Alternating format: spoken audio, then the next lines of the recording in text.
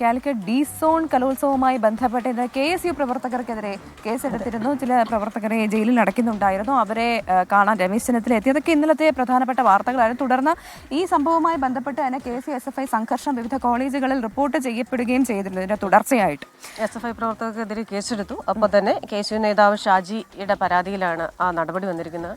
സൂരജ് ഉണ്ട് വിശദാംശങ്ങളുമായി. Suraj, good morning. ഈ കലോത്സവം കലാപോത്സവമായി മാറിക്കൊണ്ടിരിക്കുന്നു. മാത്രമല്ല ഡി സോണിൽ നിന്ന് ഇന്നലെ അത് F സോണിലേക്കും പടരുന്നത് നമ്മൾ കണ്ടു. ഇപ്പോൾ SFI പ്രവർത്തകർക്കെതിരെ കേസെടുത്തിട്ടുണ്ട്. ഏത് പരാതിയിന്മേലാണ് കേസ്? വിവരങ്ങൾ. Good morning.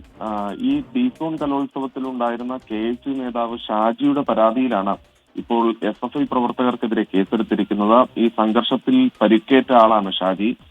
ഇരുവിഭാഗവും ചേരിതിരിഞ്ഞ് ഏറ്റുമുട്ടുന്നതിനിടയിലാണ് ഈ ഷാജിക്കും പരിക്കേറ്റത്. ഷാജിയുടെ കാലിനടക്കം പൊട്ടലുണ്ടാകുന്ന ഒരു സാഹചര്യം ഉണ്ടായിരുന്നു. തുടർന്ന് ഷാജി നൽകിയ പരാതിയിലാണ് ഇപ്പോൾ 10 SFI പ്രവർത്തകർക്കെതിരെ മാള പോലീസ് കേസെടുത്തിരിക്കുന്നത്.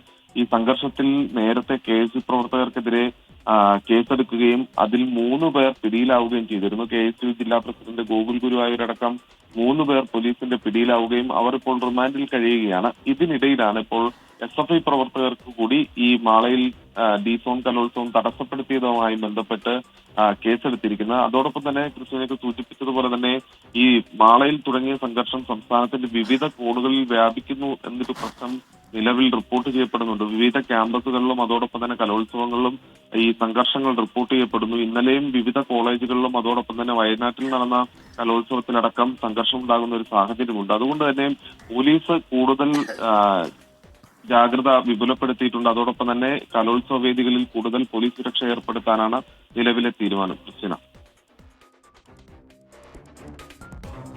ശരി, സൂരജ് സജിയാണ് വിവരങ്ങൾ നൽകിയത്.